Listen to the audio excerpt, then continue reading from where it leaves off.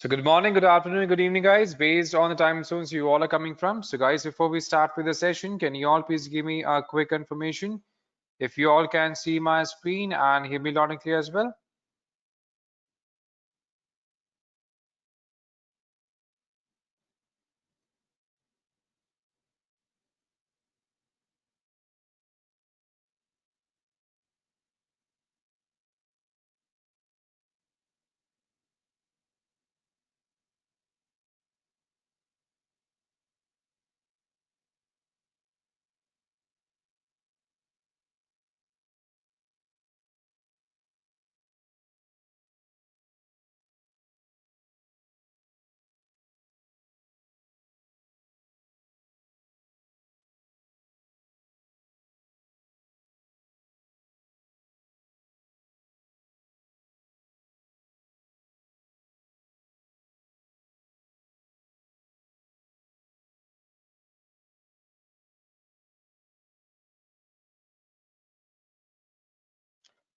Perfect. Thank you for the confirmation, everyone. So before we get started, let me quickly introduce myself to you all first. So my name is 𝗔𝗴𝗲, and I've been working in this IT industry for more than 13 years now, where I have been leading the global design and development teams for designing enterprise solutions for different industry verticals, including insurance, retail, banking, pharmaceutical, aviation, and location-based services. And mostly I have been active in the markets of India, US, Canada, Singapore, Australia, and other Southeast Asian markets so far. And in terms of the training front, I have been working as a corporate trainer as well since last 5 years, where I have been training the workforce of companies including Accenture, Mercedes, EY, Capgemini, Adobe, Credit Suisse, NIT, Grab, among others, in training them on different technologies including cloud computing, AML, and big data engineering technologies. So that's in a nutshell of what I've been doing for more than 13 years now. So before we get started, let me share our entire Edureka masterclass with you all. So this entire concept for masterclasses, we started back in 2019. And since then, we have been closing into almost 27,000 members so far. So in these masterclasses, we conduct multiple webinars on different topics, including blockchain, IoT, cloud computing, AIML, data science, big data, and multiple front-end and back-end development technologies.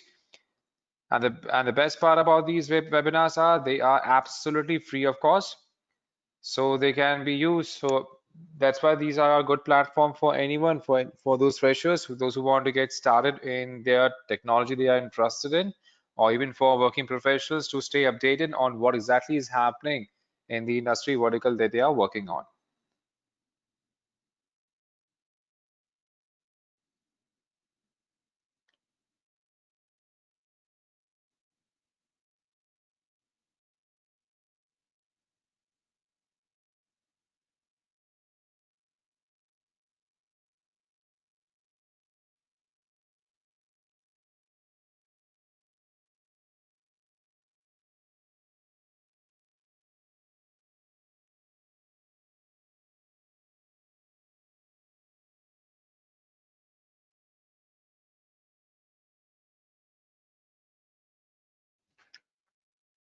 So to be a part of this group, you simply have to click on join this group, and then we will be notified with the entire schedule. So let me share this link with you all so you can share this with your friends and family members. And we can also register for the webinars directly by clicking on edureka.co/webinars, where we can see the list of all the webinars that has been planned for next 4 days. So for registering on for any of the webinars, we can directly click on the link, register now, and then we can have ourselves registered.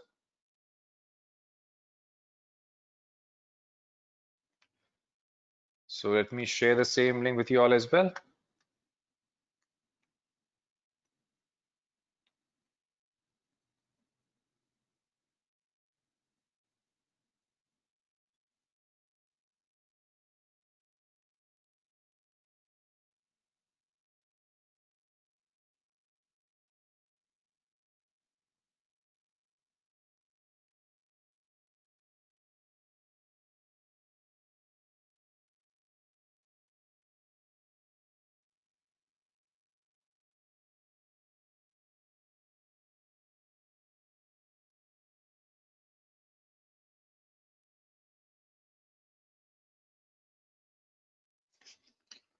All right, so now let's get started. So the main agenda for joining this entire session is to discuss all the mathematics for machine learning.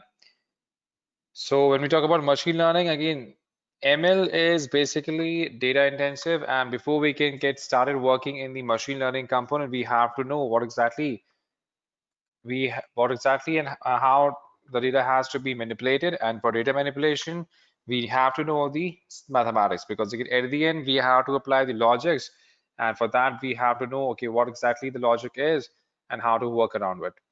So the main agenda is we are going to discuss on mathematics in machine learning, why exactly we need to learn it, and the topics of linear algebra, multivariate calculus, the probability, and the statistics required for becoming an expert in machine learning modules.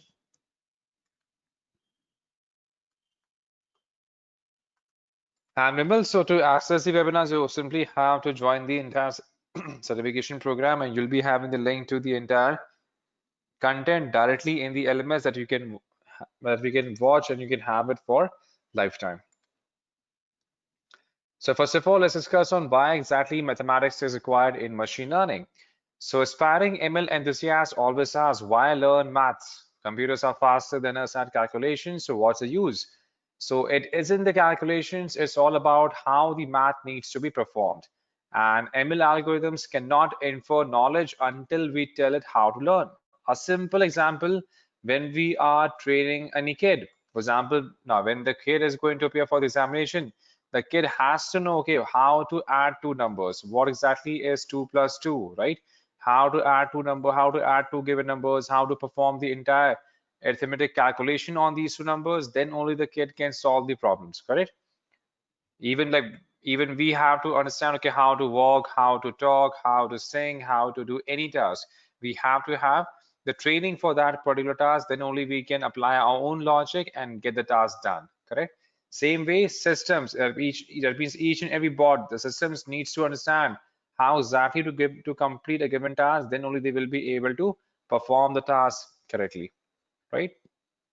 And that exactly is why we have to make sure that we are training the entire system with the correct logic in terms of mathematics. So in terms of the entire distribution, then the biggest component is taken by statistics and probability, because at the end in ML we work on improvising the accuracy of the prediction, and that is what we do by using the statistical components, as in how to find the mean, median, average, the percentile, the box plots, and then we have 15% of weightage given to the algorithms. Then we have linear algebra has 35% of weightage, then followed by multivariate calculus. So these all skill sets are required in terms of mathematics that we need to master before we can be proficient working with ML modules. All right.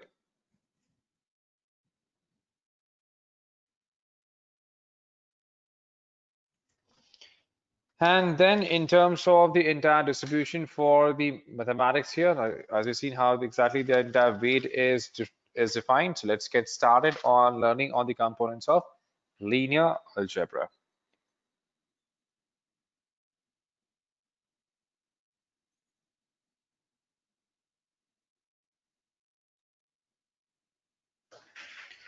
Now, if you're talking about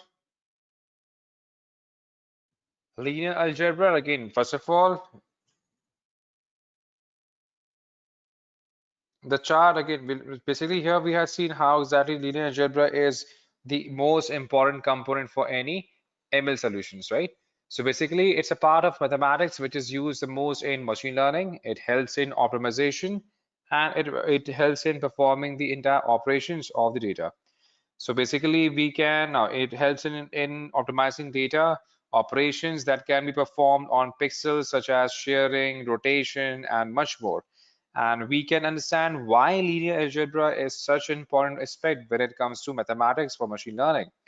So let's say we start off with the mathematics for machine learning and now and understand as much as we can. So now before we start, remember there is no one that can master anything in the world. Obviously, even the expert data scientists, even the expert ML engineers, they have some gaps, right? So basically, that's why it takes time, patience, and the real world experiences to help us master the mathematics that we need to learn. But this again, this entire session is going to make sure that we are going to have an understanding, and that with the right approach. All right, so let's get started. So first of all, we have scalars. So what exactly we understand by scalars? So to put it in simple layman terms, scalars are just values that represent something. It can be something like the size of a house to temperature in an engine, or scalars can help us represent them and their values. So the mathematics in scalars just a simple arithmetic value itself, right? So for example, let's say if we talk about an example here, then suppose a laptop costs around 50,000, right? That 50,000 INR, it is on a sale for 50%. That means it is half the price, and then we can calculate the price by dividing by 2, as is 25,000, correct? So if you want to buy 5 of the same laptops which are on sale, we just have to multiply this number, that is the sale amount, by 5, and then we'll be having the entire value in terms of the scalar value, right? And if you want to buy, and again, suppose let's say if you don't want to buy the accessory, then we have to remove that from the value itself. That means we have to remove the accessory value if you don't want that, correct?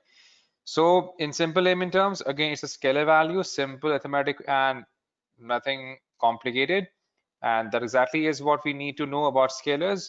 So let's now, as we discussed on scalar, let's move to our next topic that we have as vectors. So vectors are a bit complicated. So basically they are different for different backgrounds. So computer science people can interpret vectors as a list of numbers that can represent something. Physicists can consider vectors to be a scalar value with a direction, and it is independent of the plane. The mathematicians can take vectors to be a combination of both, and they can try to generate or we can say simply generalize it for everyone. That's how this can be structured. Now in machine, and again, all of these standpoints are absolutely correct, and that's what makes it so confusing for everyone learning about linear algebra for mathematics for machine learning. That exactly is what makes it a bit complicated. So now let's move on to our next module.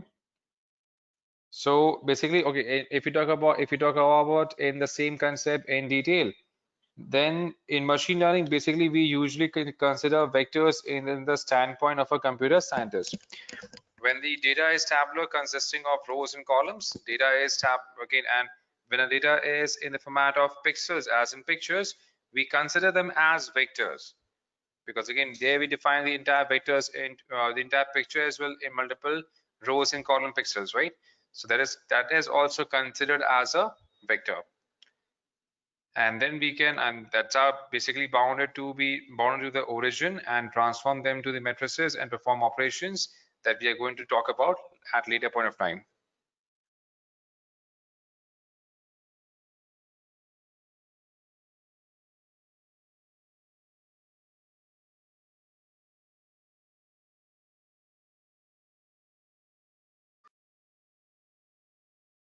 Now, since we have a brief idea about vectors, so let's jump over to the operations that we need to know when to work with the vectors. So before we discuss further, let's discuss on the vector operations as well.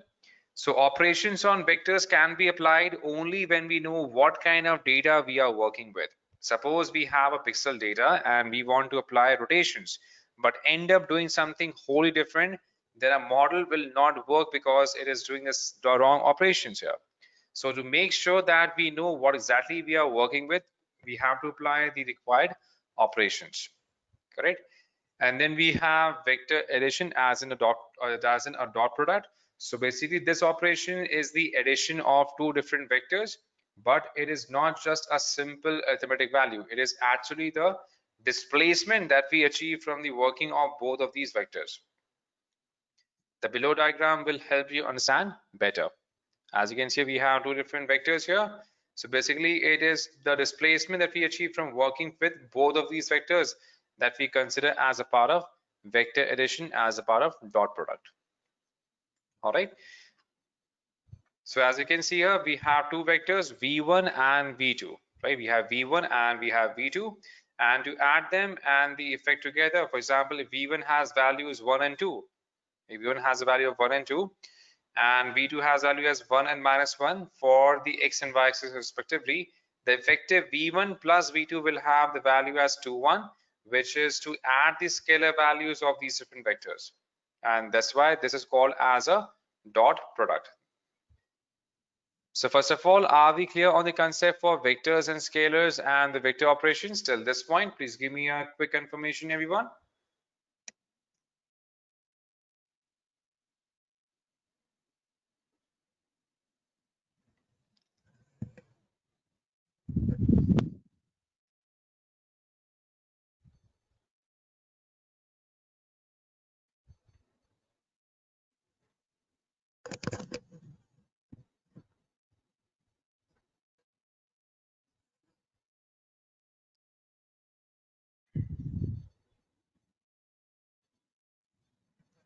Perfect. Thank you for the confirmation, everyone.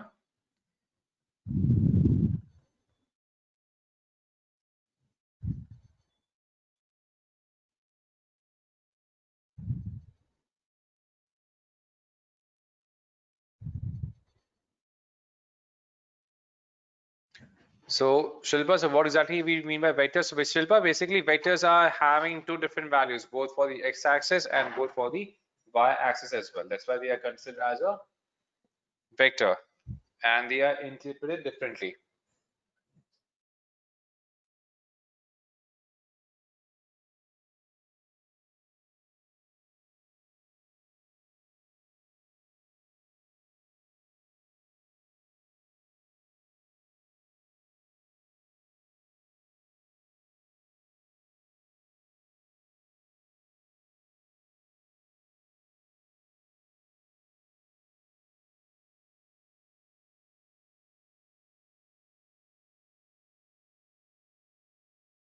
Perfect. Vimal, so can you please give me a real-time example? Okay, sure, Vimal. You must have seen a JPG image, right? So basically JPG image is basically a scalar image that we call as a scalar or raster graphic, correct? Because here the entire image is not plotted on x and y axis. But again, we also have seen, you must have also seen multiple drawings or multiple SVG components that we have in the image format as scalable vector graphics. So what happens when we are talking about scalable vector graphics, in each and every pointer, it has values on the x-axis and values on the y-axis. That's why even if we zoom in on any of these scalable vector graphics image, that image is not going to be pixelated, because as soon as we zoom in, again the entire each and every pixel is plotted with reference to the x-axis and to the y-axis itself as a part of a vector image. And that's why these scalar graphics is simply pixelates, whereas the vector graphics are not going to pixelate ever. As a simple example for vectors. So it is usually used for images, not used for images here only. There are multiple use cases. We have just taken a simple example. It has different use cases, both in terms of images, in terms of the physical component, in terms of physics, in terms of finding the equations. It has different use cases depending upon how exactly we want to use it. Its image is simply an example that we discussed. Is it clear now?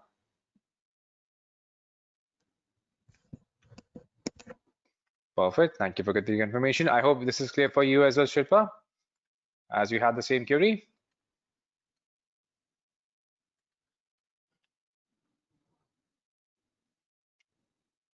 All right, so let's proceed further. Then after this we have scalar. Perfect. Thank you for confirmation, Shilpa. Now after this we have scalar multiplication. So when a vector is multiplied with a scalar, it either grows or shrinks, and positive and negative scalars either grow or shrink in the vector.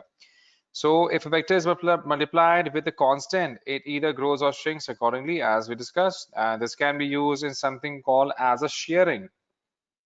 This can be used in something called as a shearing.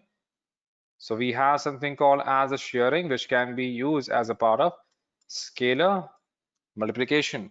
So shearing helps in the manipulation of the pixel information. So the equation for Scalar multiplication is obviously k to power a, or k to power a is equal to power a. And this diagram is basically used for understanding how exactly this is going to work. So basically here we have the entire, again, with this, as you can see, let's move on to the projection itself as a part of the kv1. And again, here we have the entire value for minus kv1. And then we have the entire scalar projection that we are going to work on. So basically, when we're talking about the projection of a vector on other, then the projection of a vector onto other is what we are calculating here, is what exactly we are calculating here. So projections help us to find the shadows of a pixel, and they can be used to find the length, distance, and map a 2D object to a 3D object for better analysis. And with projections done, we have finished the basics of what is needed from the pure vectors. Now let's move on to our next topic, where we are going to discuss on the matrices as a part of mathematics for machine learning itself. So now if you talk about the matrices, now matrix is basically a composition of numbers that you all have learned back in our school days. So matrix is basically a composition of numbers, symbols, or expressions in a rectangular array. And we use matrices to convert expressions of the vector forms to array. And they make operations easier, as this is what we work with on computers.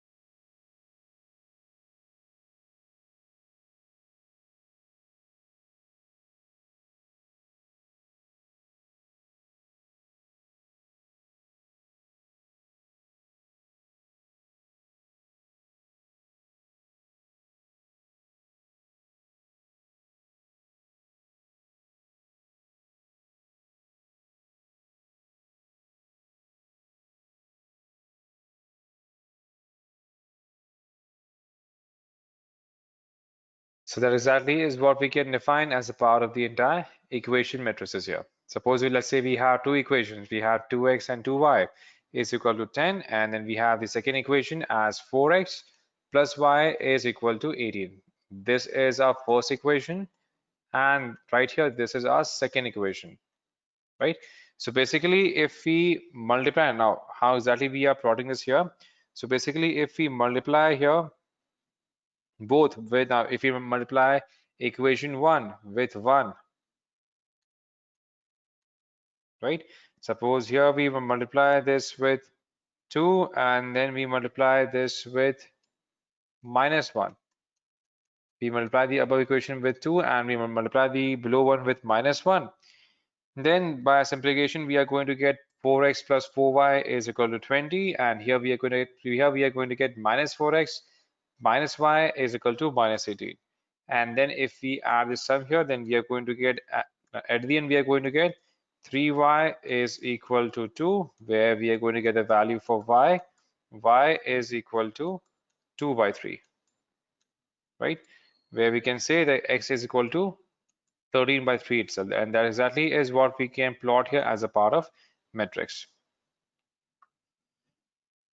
Now, when we are plotting this as a part of matrix, it becomes easier to solve the problem. And when we use matrix operations to solve the problem efficiently, and then that simply improvises the speed with which we can carry out the operations. Now, these are something that we can use to represent in our computers. So functions represent data in a generalized form, and that is the reason why they are so essential to understand as a part of machine learning concepts. And these functions can be solved to obtain the coordinates where we can use them, and then we can use them for something else depending upon the application.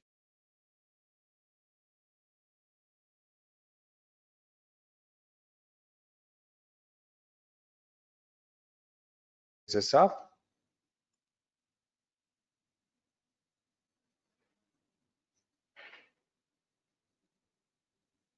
So Vijay, so where do we use matrix multiplication in machine learning? Again, this is basically used for multiple, for when we are going, we just can be used for Random forest when we are going to build a model for object detection, where we have multiple matrices to identify and cross-check. This can be used for the entire NLP modules as well as a part of matrices.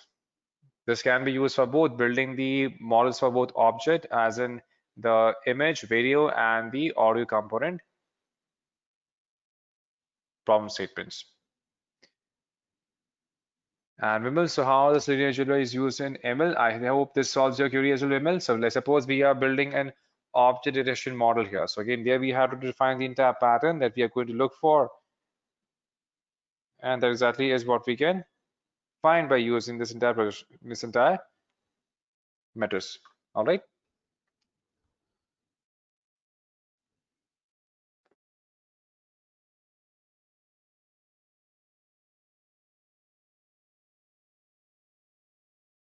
All right, so now let's move further. So here we have matrix operations. So basically they are multiple now. Even in matrix, there are multiple types. We have row matrix, column matrix, square matrix, diagonal matrix, identity matrix, and then we have sparse matrix, and then we have dense matrix. So basically, in terms of the matrix operations, there are multiple operations available. First of all, we have addition. So matrix addition is a simple process of adding the corresponding elements of two different matrices. For example, we have matrix as 2, 2, 4, 1 plus 2, 3, 1, 4. And now we will have to add these two matrices together. So again, we can add this as a simple as C is equal to A plus B, where A and B are these two individual matrices that we have to add as a part of the component. So here we have added these two values as 2 plus 2 is equal to 4, 4 plus 1 is equal to 5, 2 plus 3 is equal to 5, and 4 plus 1 is equal to 5. So simply adding the corresponding elements of the matrices, that is allowing us to add to make sure we are having a matrix addition done. So here we are adding 2 plus 2 is equal to 4, 2 plus 3 is equal to 5, 4 plus 1 is equal to 5, and then 1 plus 4 is equal to 5. A simple addition in terms of matrices that we can perform here.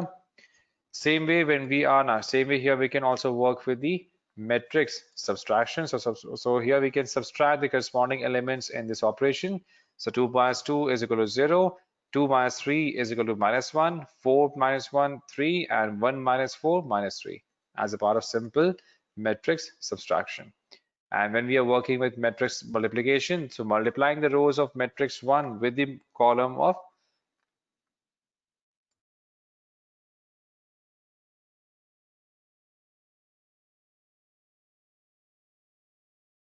and need the rows of matrix 1 need to be equal to column of matrix 2 for it to work. And here we can have formula for 2 by 2 matrix.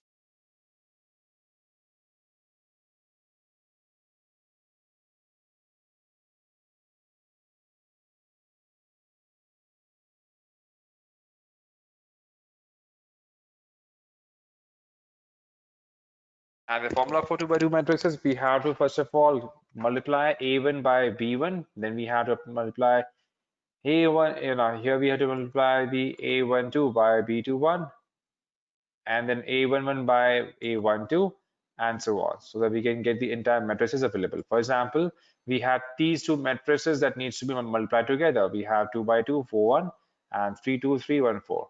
So in order to multiply them together, first of all, we have to multiply them by one row with each and every column. For example, here we multiply 2 by 2 plus 2 plus 2 by 1. Then here it has to multiply by 2 by 3 plus 2 by 4. That means the first entry has to be multiplied by now. Here we have to multiply the first column, first row by 2 by the entire column altogether. So here it has to go as 2 by 2, then it has to be added to 2 multiplied by 1. And again for the second one, it has to be 2 multiplied by 3 plus 2 multiplied by 4 as a value. Same way for 4, it has to be 4 multiplied by 2 plus 4 multiplied by 1 plus 1 multiplied by 1 altogether, right?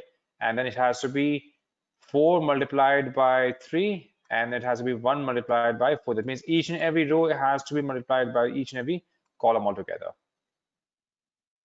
and then we can simply add this sum together, and that's how the entire matrices are going to be multiplied. So first of all, are we clear on the entire matrix multiplication, addition, subtraction, and multiplication till this point? Please give me a quick information, everyone. Are we all clear on the matrix addition, subtraction, and multiplication, what we discussed so far?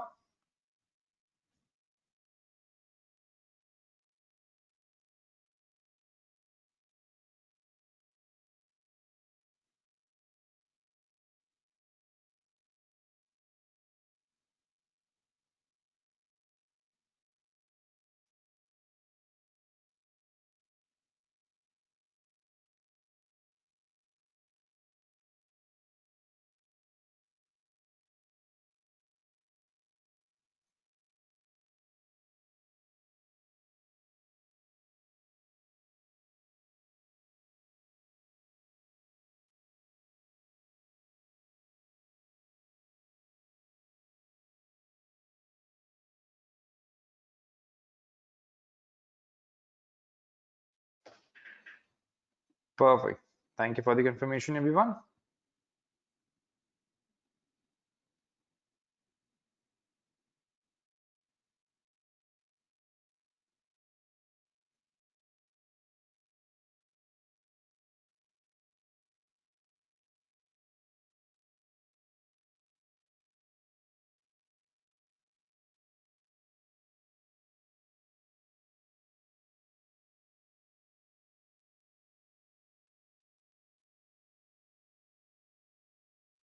All right, so now let's proceed further.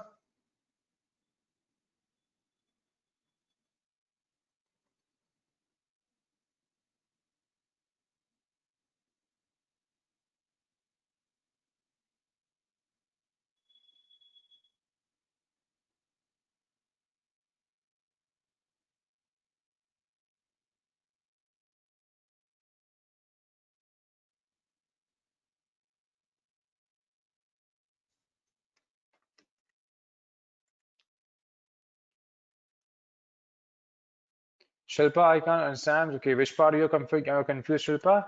Basically, here we have to multiply each component one by one, right? So for example, here we have to first of all this number, right? So we have to multiply this number first of all by the entire column. So this is first column, right? So this is first row, and then this is first column. So we first of all we have to multiply 2 by 2, right? And then we have to add it. So here what we have done, we have multiplied 2 by 2 itself, and that means the first row or the first column, and then we have to multiply 2 by the second row of the first column. So what we got, 2 multiplied by 2 plus 2 multiplied by 1, correct? Now for the second row, what we have to do, for the second row we have to multiply 2.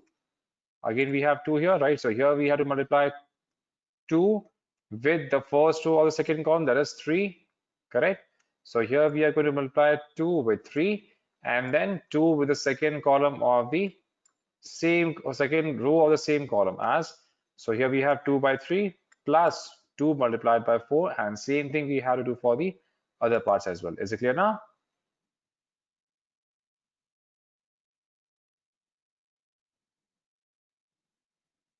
Is it clear now, Shilpa?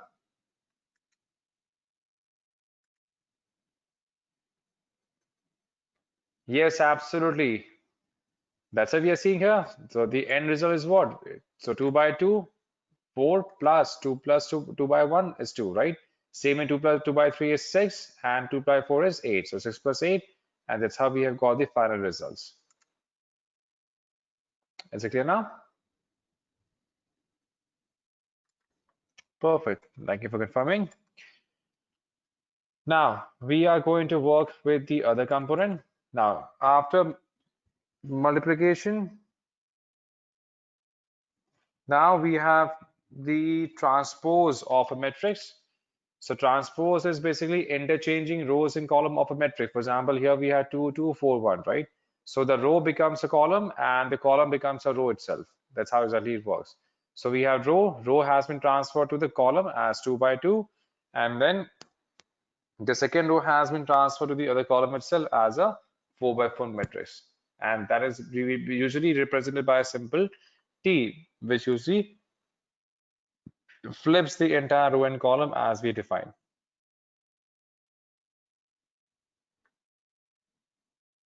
All right. So 18 rows. So again, eigenvalue and eigenvectors are something that we are going to discuss later on here, sort of.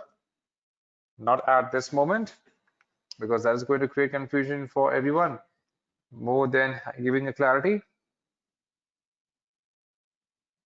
So here we are going to work on the row equivalent method. Here we are going to work on the components of multivariate calculus as well. And then in the subtraction part, we are going to discuss that value step by step. Perfect. So after transports,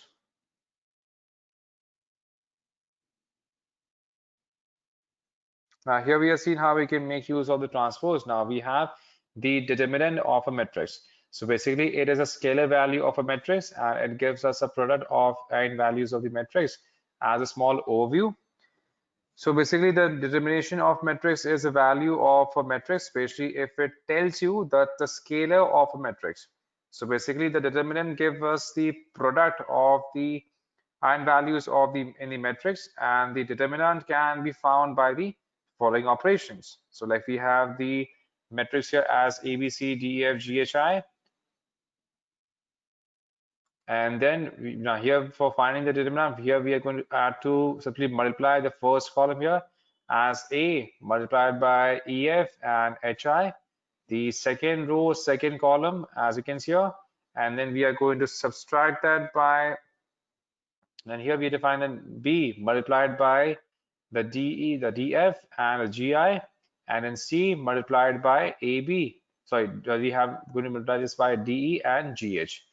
Basically to find the entire determinant here. So basically in terms of the determinant, here we what we got? Here we got the result as AEI plus BFG plus CDH minus AFH, then minus BDI minus CGE. CEG.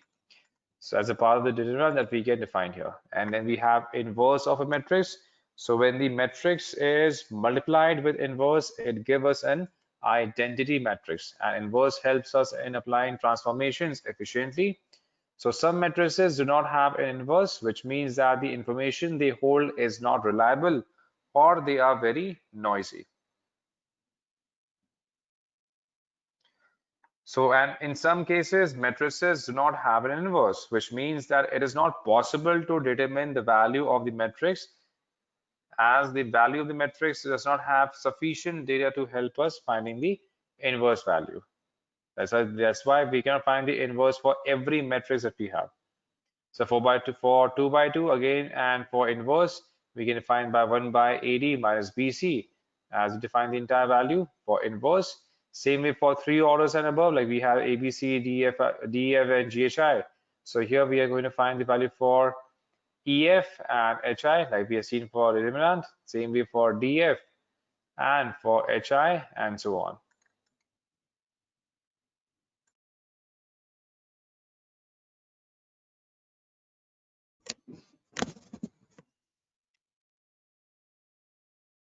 So are we clear on the concept for inverse? Please give me a quick information, everyone.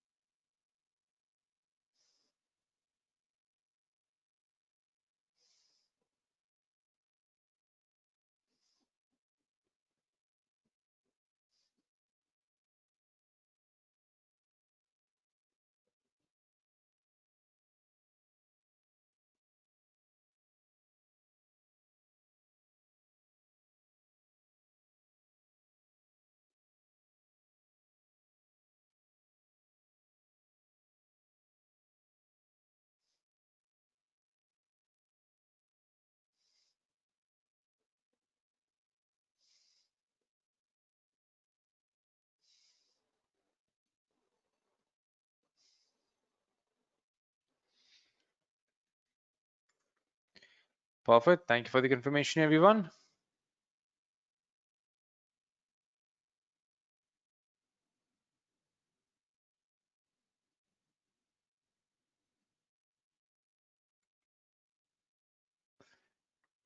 Now, next we have the vectors as metrics. So vectors can be easily translated to a matrix. It can be easily translated to the matrix, and vectors can have either 2 or 3 components along with the same angle from the origin. So this can be easily translated to any matrix, and it can be used to perform 3 of the most well-known applications that we have when it comes to pixel data. So we can perform scaling, we can perform rotation and shearing on the pixel data. We can make an algorithm that can learn the factors of the pixels and perform better when it comes to getting the output. For example, let's say vector v1 is going to be 3x plus 4y, and vector v2 can be x plus 2y, right? So how do we transform them into matrices? It would have we already have to use the concept that we had discussed in the matrix introduction part, right? So basically these can be converted easily as 3 or 4. The vector first one can be converted as 3 and 4 as the value for x and y, and same way here we can have 1 and 2 as the matrix converted for v2 is equal to x plus 2y, correct? As a simple transformation that we can have for these two different matrices. And some well-known operations are, again, we can assume that our operations are on 2 variables only, meaning that it is a 2 by 2 matrix. So the scaling matrix scales the vectors and makes it big or small. And the shearing will change the vector by a particular side or coordinate. And the rotation is rotating the vector around the origin according to the values provided. So these are really simple to implement when we have a vector in the matrix form, hence the convergence of these two kinds. So now that we are okay with vectors and matrices, let's look at the two most important ways to solve equations, which are the row echelon method and then we have inverse method. So let's discuss on that just a moment.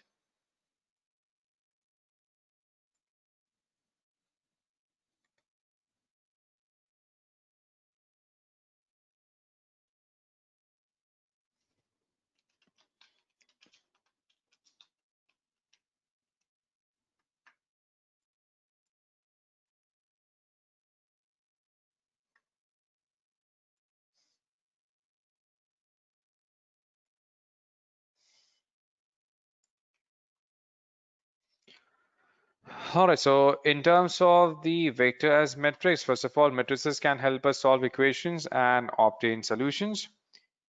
And as we discussed, there are two ways. We have row echelon method and then we have inverse method.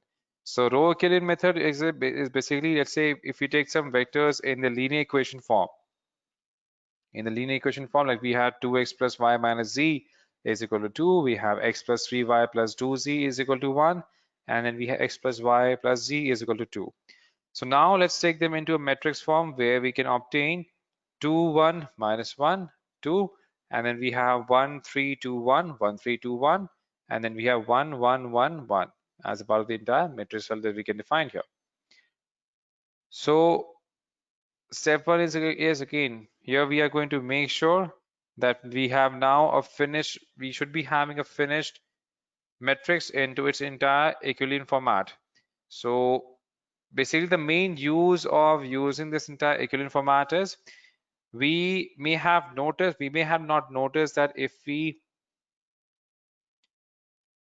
we may have that we have solved the equation itself. So yes, for our equation has been solved and we have the values of x, y, and z defined.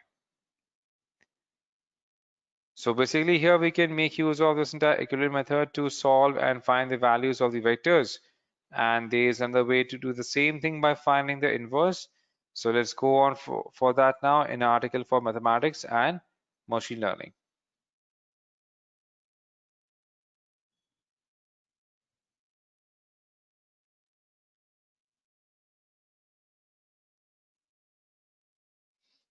So now we are going to discuss more about the inverse method.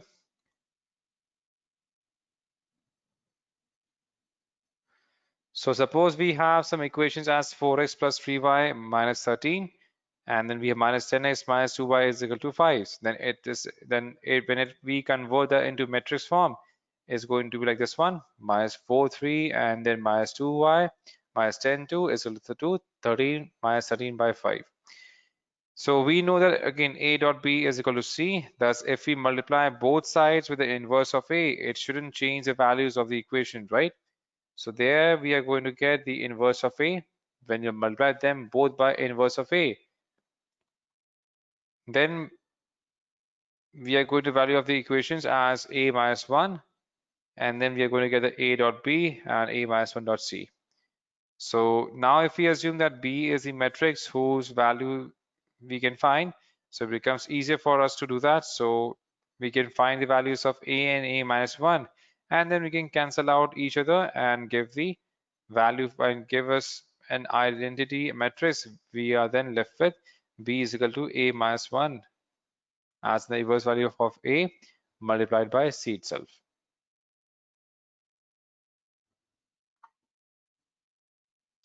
So from this method, we are able to find the values of our x and y very easily. And these methods come in really handy when we want to solve the coordinates for the vectors and much more. So this is basically the overview of what exactly we need to learn as a part of the machine learning. And we can definitely go in depth with these concepts. But again, for now, having a basic understanding of these is going to be enough. And then we are going to explore these things in detail once we start working on these elements one by one. So by now we do have an understanding of what exactly vectors and matrices are with the entire operation, so that we can resume further in our study. Now, when we come back, we are going to discuss on the eigenvectors, and then we are going to learn the applications of linear algebra in the machine learning concepts step by step as we move further. So as it's almost an hour now, let's take a short break here for a couple of minutes so that we can digest whatever we had discussed so far. And once we come back from the break, then we are going to resume our discussion on top of mathematics for machine learning.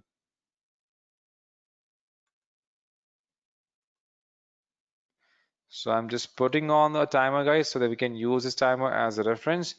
And once we come back from the break, then we are going to resume our discussion on mathematics for Python. Thank you.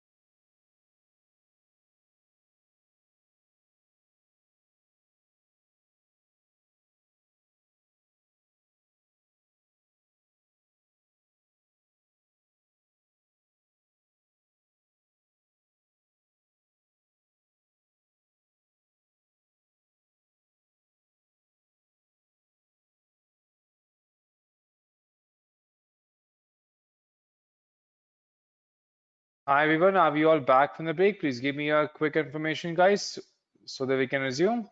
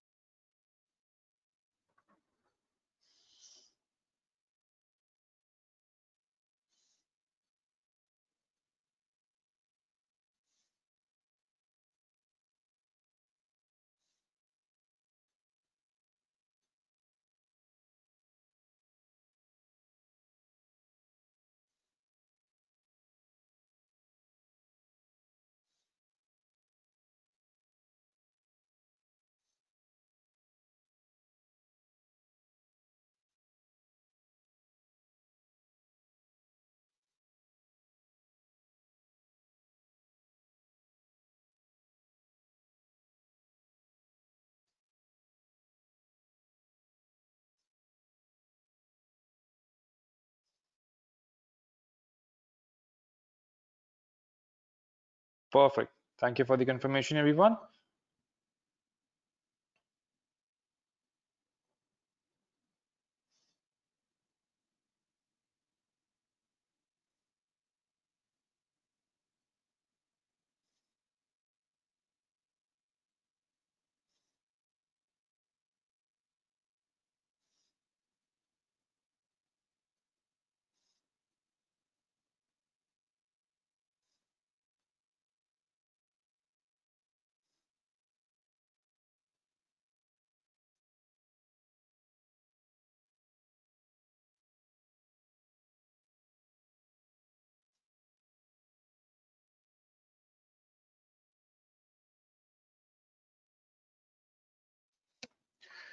All right, so now let's discuss on the entire vector as matrix. Now, and we have other components that we are going to discuss as a part of iron vectors.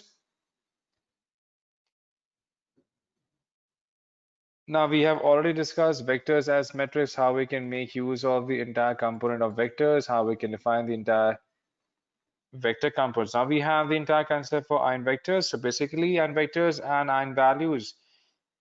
Let's suppose we have a rectangle in which we have two vectors, v1 and v2. Now, which are helping us to describe this entire rectangle. So basically, now this is simple enough to understand, right? Now, what if we apply the shading operations on this rectangle? So we can see that vectors v1 and v2 scale in the size, but there's something much more than what meets the eye here.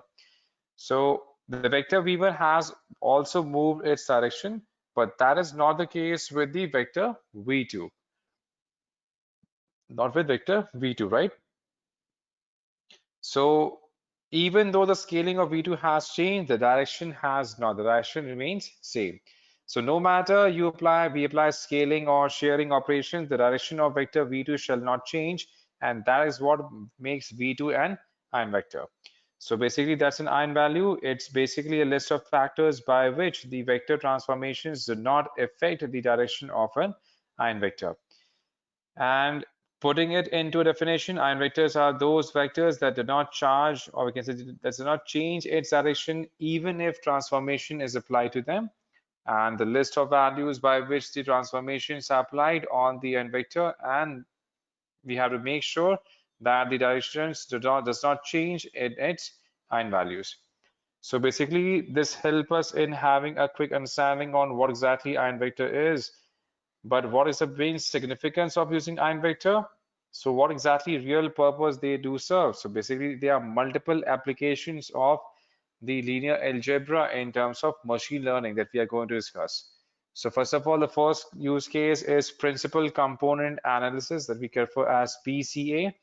And it is one of the most important techniques that utilize the linear algebra in depth.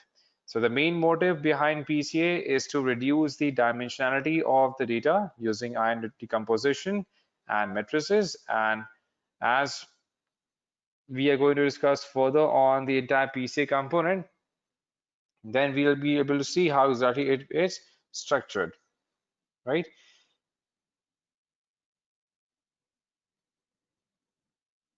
Then when we are working with the images, now when we are working with the images, We can use the concepts of linear algebra to scale, smoothen, crop, and much more. We have predefined operations that we can use to create operations that can take care of all the components that we have discussed so far.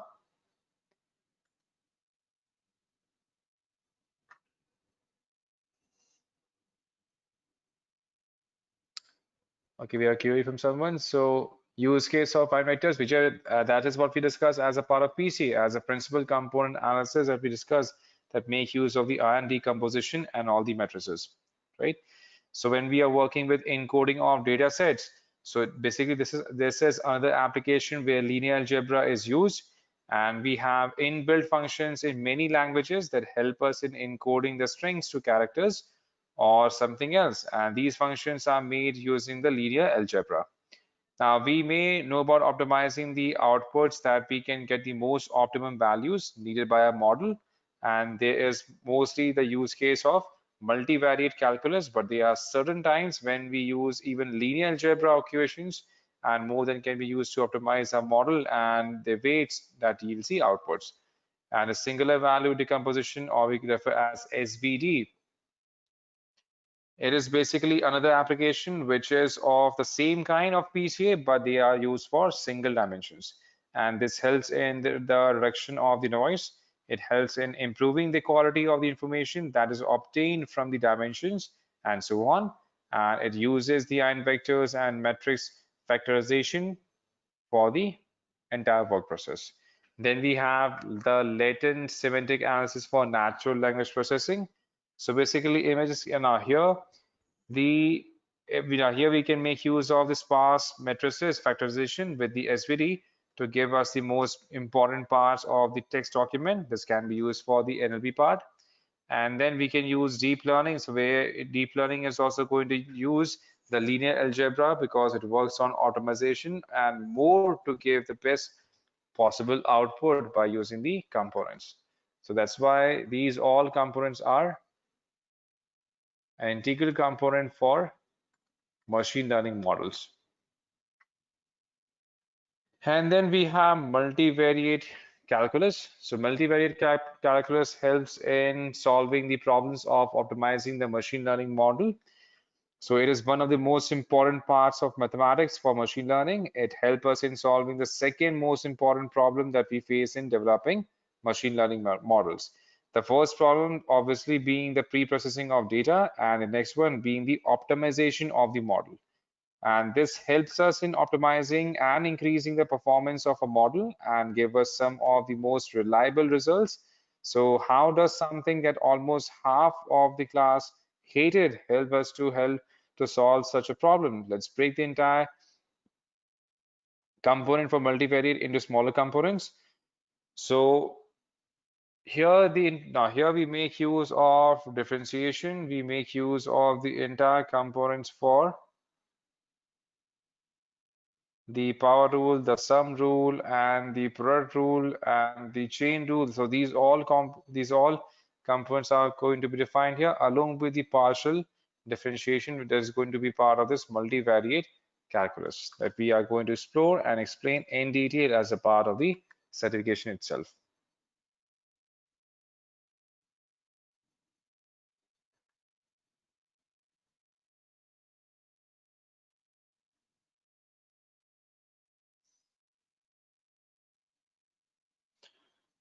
And then once we proceed further, we are also going to discuss on the probability part on how we can make use of the probability component as a part of machine learning model.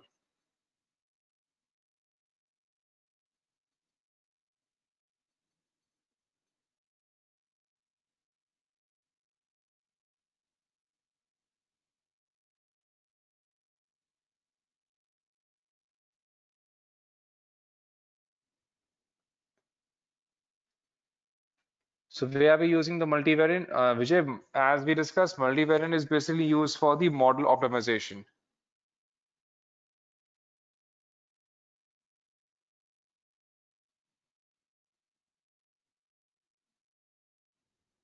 All right,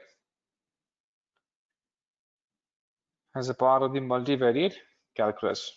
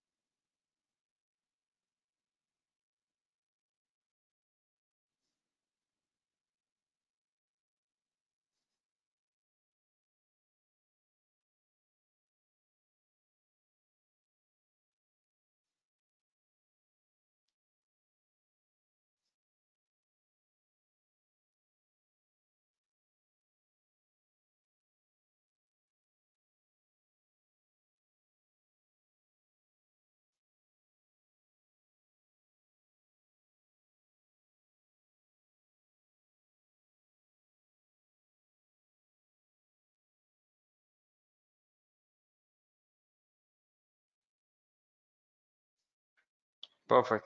Thank you for information.